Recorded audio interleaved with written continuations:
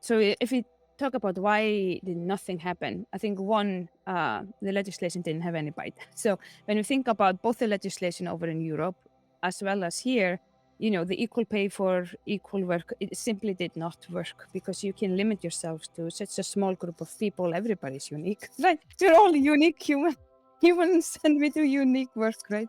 So it didn't have much bite. So that was one part, like there wasn't a stick. And then I think another thing, and that is fast changing, which is, driving change. And then there's a cultural shift. I think over the past 5 years or so, I mean, it's just no longer acceptable that somebody's being paid less because of the color of their skin or their gender or their orientation, etc. So that thinking has shifted. And what the legislations and regulations are helping, especially certain states in the US and over in Europe, is that they are forcing companies to take a look at their data.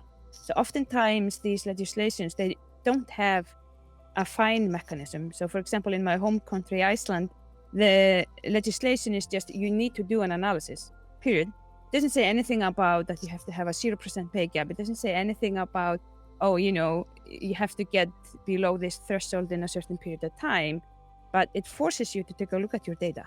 And once you take a look at your data, the conversation really shifts because it's no longer hypothetical, right? We all have good intentions, right? So why would I think that my compensation decisions have been biased?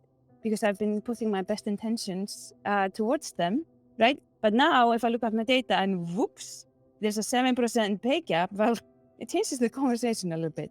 So just that fact that companies are actually looking at their data, it changes the conversation from this hypothetical, I think everything is fine, into, okay, now what do we do to eradicate the problem and move forward?